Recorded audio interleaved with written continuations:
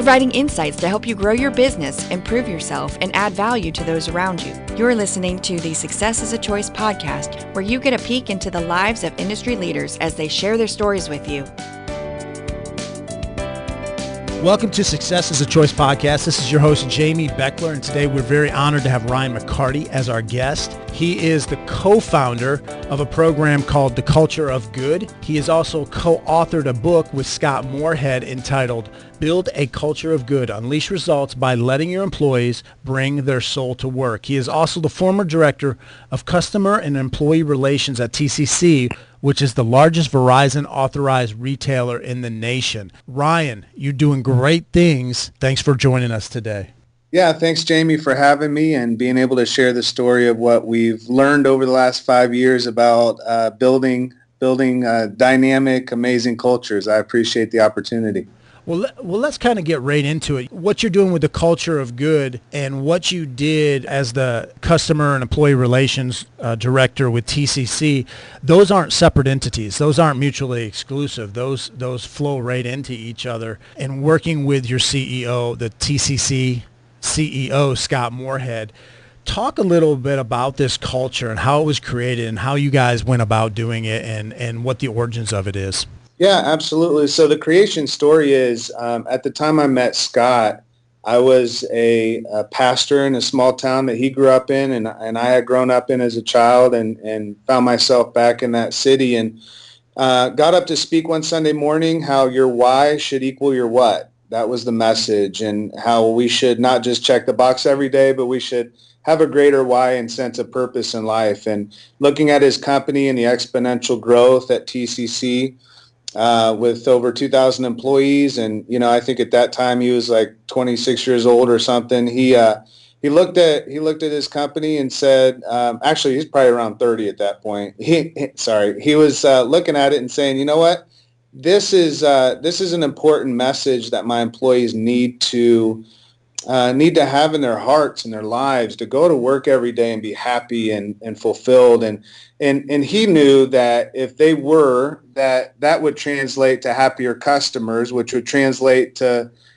business. And so he offered to take me out to lunch, and I honestly didn't know who he was at the time, and grabbed some Mexican food with him, and over chips and salsa we talked, and he said, how do you suggest I bring that message of your why should equal your what into my company? And without hesitation and without any hesitation at all, I simply said, you need to hire me.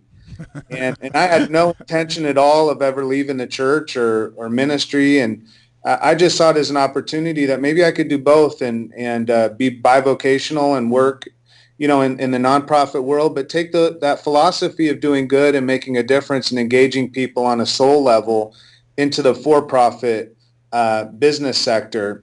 And it worked. We started and launched with a big aha moment the first year.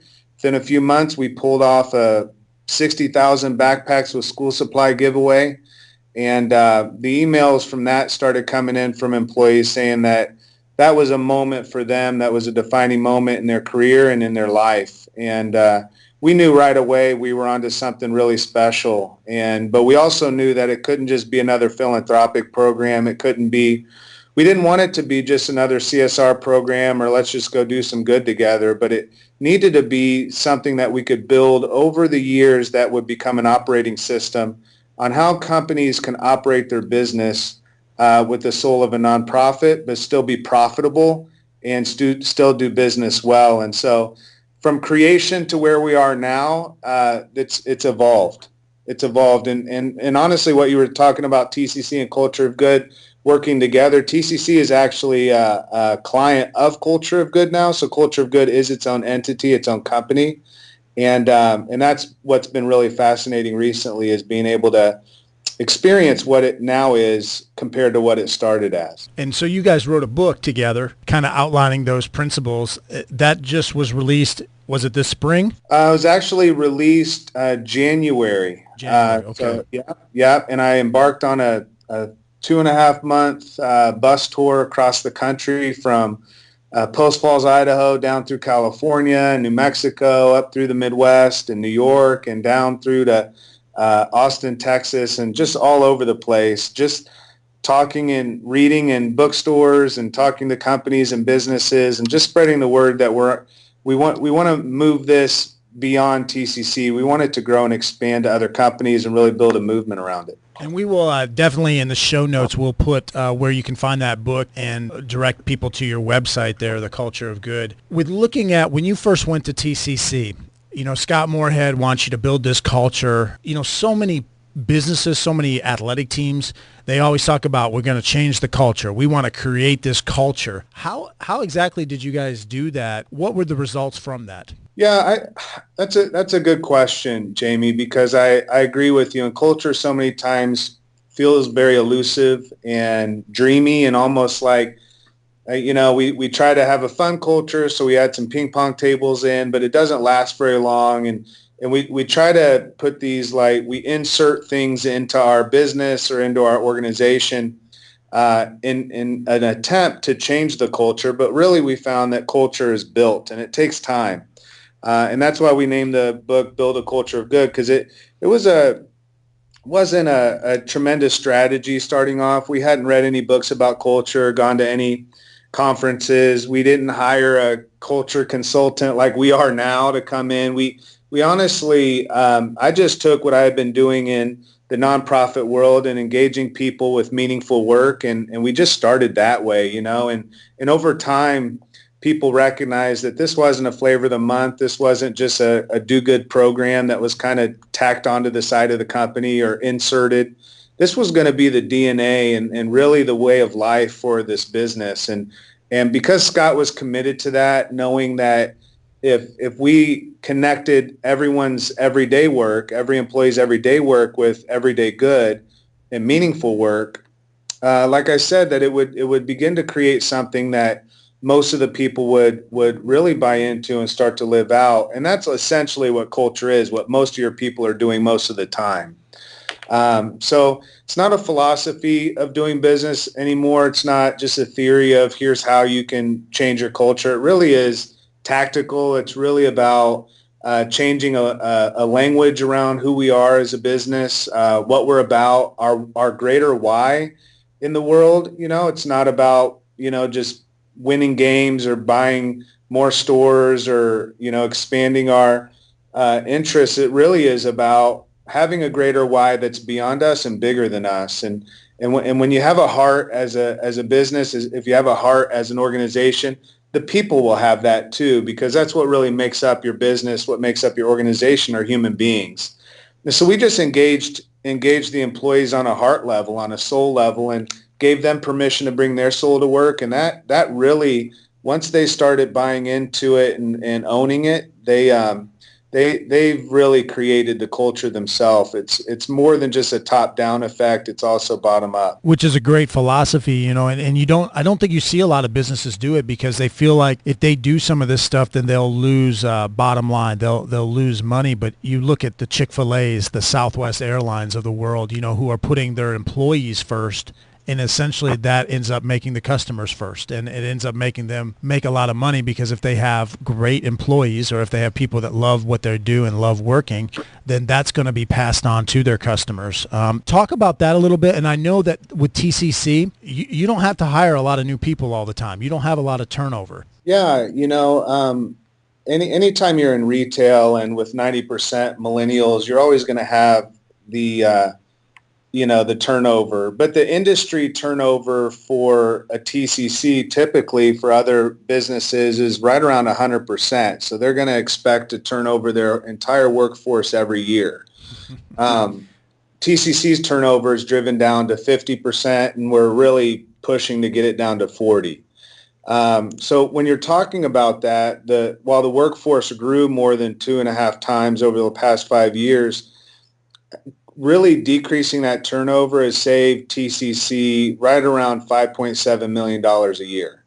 And that's significant, obviously, to the bottom line because, the spend of culture of good, and most companies would look at this and say, well, we don't have this kind of money, and this kind of money really doesn't need to be spent to build a culture of good. But TCC spends around $3.3 million annually as a company, but $1.5 million of that is donated from partners. So the internal cost for TCC, they spend right around $1.8 million annually on the culture of good. And what they found is that on the spend of around $1,100 per employee at culture of good, there's a return of $11,000 per employee. So the ROI is right around 900% for building a culture of good. And the numbers, there's a lot of things that lie in this world, and there's a lot of theories and ways of doing business, but numbers don't lie.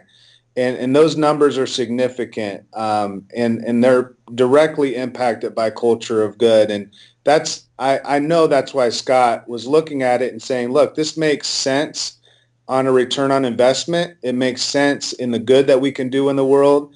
And as companies, the promise of the culture of good is as companies do more good and their profits increase, that also allows them to increase their good in the world. And so it's this huge circle that just feeds back into itself, and more we allow the employees and give them permission to continue to do greater good in the world. And that's keeping them far more than ping pong tables or a fun, exciting culture. It's more about let's keep people because they have the right kind of heart. Which is great. But and correct me if I'm wrong, but TCC is essentially doing both of those things. They're creating a fun atmosphere, and they're also giving back to the community. So it's almost you're getting that double whammy and creating a culture whereby then you get those 50% people don't want to leave. Yeah, sometimes you don't want to keep some of the people. Yeah, like it's not always like, yeah, let's keep everybody so our turnover doesn't look. Some turnover is good, and especially in retail, 40 to 50% is really in the industry that TCC is in is very significant. But I'll tell you, you don't want to keep everybody, and you want to keep the right people. And ultimately what we've created and built now is a system that allows for, and we're testing a lot of these tools and products out as we're in the process of learning how the business side of culture of good can work. But how do you hire people to the culture of good? How do you fire them? How do you keep them accountable to the culture? How do you onboard? How do you sustain and manage to it? How do you measure it? How do you know if you're winning? So those are all the questions that we've been answering through products and tools that we're developing, video modules, manager tools, culture good in a box, me going out and doing keynote speaking, that type of thing, just to make sure that we have a business model that's replicable and that other companies and organizations can bring into their business. So it's, man, it's been so much of a learning process for me. I've learned so much in the last 5 years doing this. It's pretty fascinating. Well, having this strong culture that TCC does and what you're trying to replicate in so many other businesses is, unfortunately the exception, I think, and not the rule. You look at TCC's website, even their domain name is TCCrocks.com.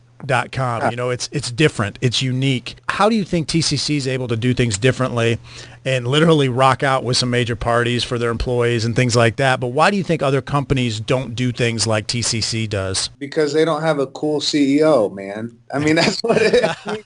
I mean, if you honestly, Jamie, you have to be open-minded to do things different. If you want to get something different, you got to be something different. And you have to really plug into your millennials, and you have to plug into the people in your company that have creative ideas and insights and how to push your agenda and your vision forward as a leader and as an owner. And honestly, if you really have to have that type of leadership at the top that's open to try and open to fail and open to give, some of those wild people a shot to be part of the voice and to push your, like I said, your vision to that next level. And Scott Moorehead certainly, took a chance on hiring me. Might not have been a huge chance, but he took a chance, and he spent a lot of money on some efforts right away and didn't know whether those would pan out. But he's a type of leader that's willing to give someone a shot. He gave me a shot, and I'm so glad that he did. But I think, Jamie, it really comes down to leadership at that level. Is what is the leadership willing and able to do. I think the health of an organization really is directly tied to the health of its leader and leadership. And so that's for me, at least with my experience, that's why TCC is rocking it out so much. Scott comes into a meeting with everybody at corporate and he carries a huge speaker and he's got, Bon Jovi rocking or whatever it is, and it's just willing to have some fun. I mean, we spend so much of our time at work. And a lot of people are just miserable doing it, and I think it's just about like, how can we do what we're doing, and asking the question, if I could have fun doing what I'm doing and I could find meaning in it, what would that look like? That would look like the culture of good. So TCC, a place like TCC, has the employees have fun. They have a cool CEO, but they're also doing things outside in the community. They're doing good for others. Talk a little bit more specifically about those things and what intentionally is being done at a place like TCC. Yeah, we started right away, and it's evolved a little bit, but there's a 3-tiered approach to that. So we have what we call Big Good at TCC. It's quarterly events. We've got the backpack giveaway continues to move forward. To date, we've given over 700,000 backpacks with school supplies through TCC. We've got a teacher give back first of the year in the first quarter that is school supplies for teachers. They're running low. They're spending their own money, going to classrooms, and select 10 teachers a store and in the local community and give back. Nursing homes, we have a nursing home care kit where the employees pick a nursing home and go in and give a kit to one of the residents and sit down and do crossword puzzles and paint their fingernails, and just it's more face-to-face and hands-on, very grassroots. In the last quarter, there's a veteran kit, and we spent time with veterans and just get to know them, and that could be at homeless shelters or whatever it is that they live, and just being there, and being present. So that's our Big Good, and then we've got Our Good, which are stores select a local nonprofit that they can partner with and give their time and volunteer at as a store. And then they also have what's called My Good. That's that third tier where each employee has 16 hours per year to give back and volunteer, paid time off. And that way there's autonomy at every level. So as a corporately, the Big Good, the ecosystem all together collectively does good on the same day or the same week. But the Our Good, where it's a store department, and then My Good, which is more individual and you have time off, that's where you have that autonomy and people recognize they can do what they're most passionate about. It may not be nursing homes, but they have the opportunity to do that themselves. So that's the approach we take. So essentially TCC forces their employees to take 2 days off of work, getting paid for it to do good for other people. It's highly expected. Let me just say it that way. Man, it's that's their job performance is also measured by how connected they are into the culture. It's peer-to-peer accountability. It's expected. Each employee really holds each other accountable to it, and it's just part of what the culture is. So I'm not going to sit here and say 100% of every employee goes out and gives 16 hours per year. I don't know if we could really measure whether that's happening, but it's a good percentage of the company, and that's valuable to give your employees the autonomy to choose what they're most passionate about. We'll get back to learning how you can change the culture in your organization, but I wanted to let you know about today's show sponsor. HostGator.com is giving our listeners up to 50% off the retail price for website services when they use the coupon code SUCCESS. Whether you are an expert or know nothing about websites, they can help you. A website won't change your culture, but it can certainly help tell the story of your culture. Use coupon code SUCCESS at HostGator.com. And now back to learning more about Ryan McCarty and the culture of good. So when you think about culture of good, what's next? How do you plan on continuing this idea of building the culture of good? What would you like to see the organization do going forward? Yeah, so personally for me, it's getting out there and doing keynote speeches. I'm presenting keynote, speaking to different groups. That's on an individual level on behalf of the culture of good and spreading the message. And but we're in the, like I said, we're in the process of building the tools and products to be able to replicate what's happened at TCC. We identified that here's why it worked. There's observable behaviors that we were able to identify through an organizational diagnostic and organizational psychologist that came in. So we have all the data. Now it's about building the tools around that data so that we can bring that into other businesses and companies, everything from online digital deliverables to bringing a full-on consultant opportunity for a company that says, look, we don't have the time or the energy or the resource to be able to run this. Can you help build it with us? And that's also what we're looking for into the future is how do we take this and bring it into other companies. So that's what we're in the process of building right now. For you personally, Ryan, you've had a lot of success and you've built up this great organization that's doing so much good in different communities and organizations as well. What do you think contributes to some of the success that you've had personally? What are some habits or qualities or life lessons you've learned that have helped get you to where you're at right now? Yeah, I think I was taught early on, I was mentored that if you want to find your calling in life, just look around at the needs around you and start meeting them. And so many times we look at our own purpose and what we're supposed to do and be in life, and we miss the fact that what we're supposed to be doing is helping others. And I lived in that philosophy and in that structure pretty much my entire life. I mean, I was raised in that and kind of kept to that. And I think one of the things that has allowed me to get to where I'm at and be as successful as I am is quite honestly consistency in doing the right things, and making sure that there's a consistent effort toward the one thing that I know I'm called to do and purpose to do, and that's to meet the needs of others. So whatever business I was in or nonprofit or church or missions work or whatever it is, I was always looking for how do I meet the needs of others while I'm here, and making sure that I wasn't just working for a paycheck or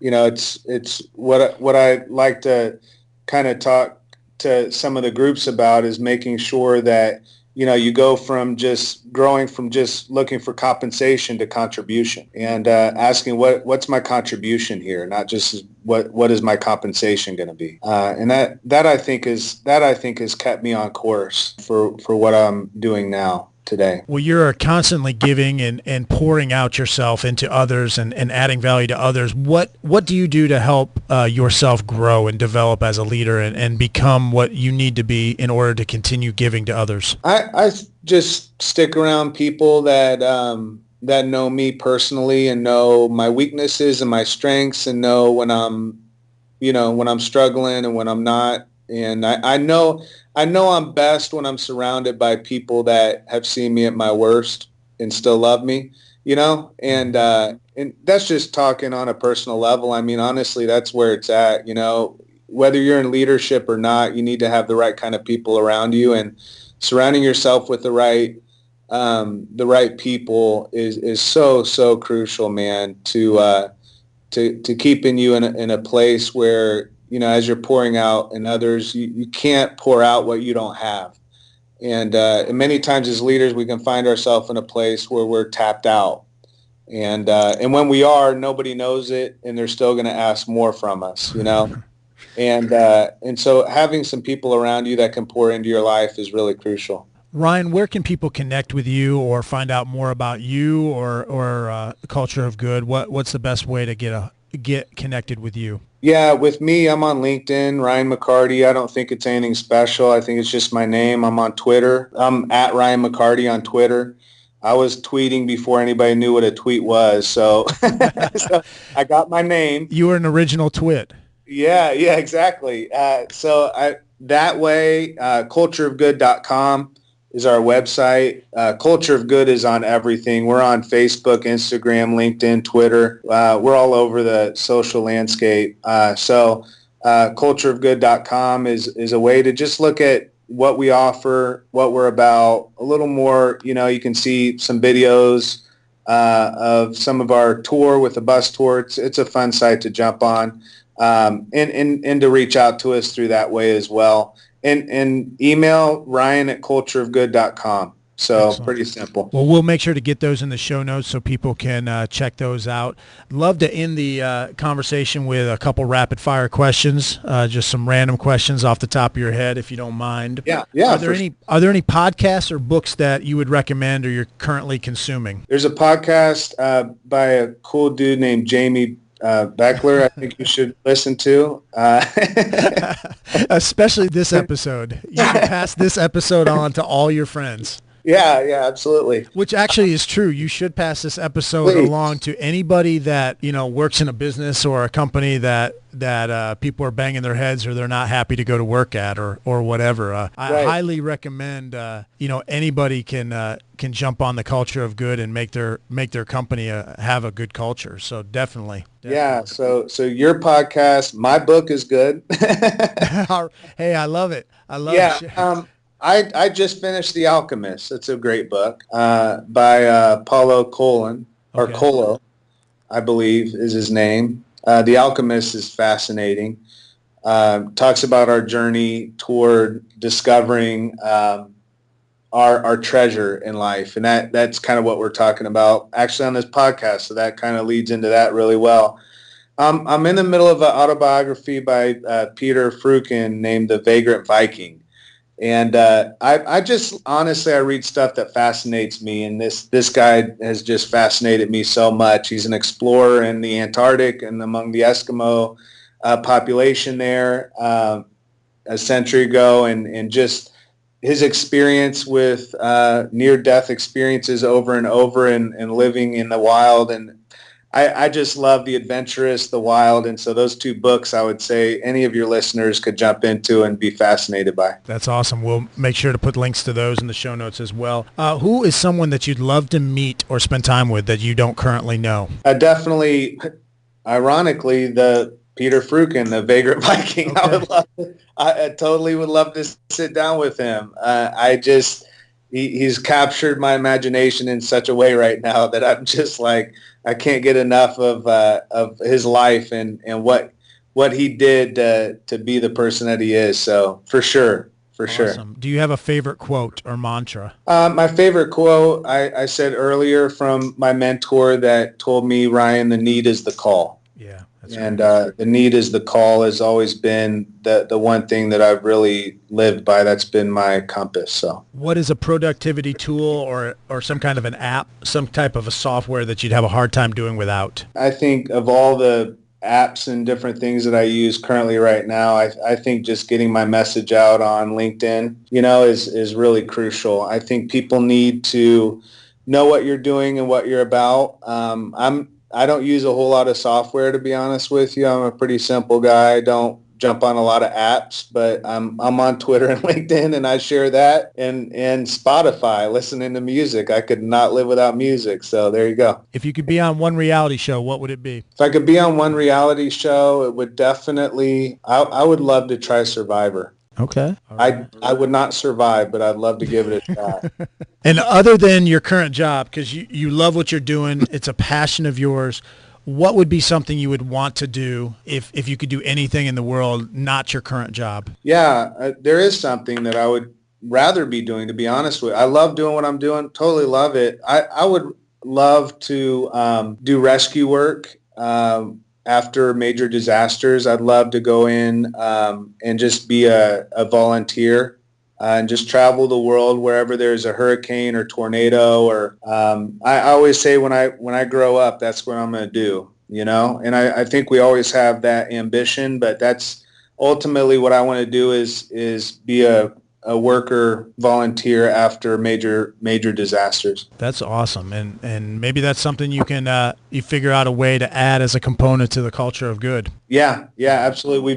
We've done some of that already, so for sure. Yeah, there's a lot of need, and what you find too is there's a lot of need, a year afterwards. Not just, obviously right away, but sometimes people forget about it, a few months later, except for the people that live in that community. Sure. Yeah, and we went down after Katrina, and they're still rebuilding. And that's all these years later. Yeah. Well, Ryan, I really appreciate your time. You shared some great insight, and to our listeners out there, I cannot emphasize enough that you can change your culture. You can create the culture and build the culture that you want. It just takes a decision to do that. And what Ryan talks about with culture of good is relevant and could be in any organization. So it doesn't matter if it's a Verizon company, if it's a church, if it's an athletic department, or if it's just any kind of business. So the culture of good, I can't recommend that enough.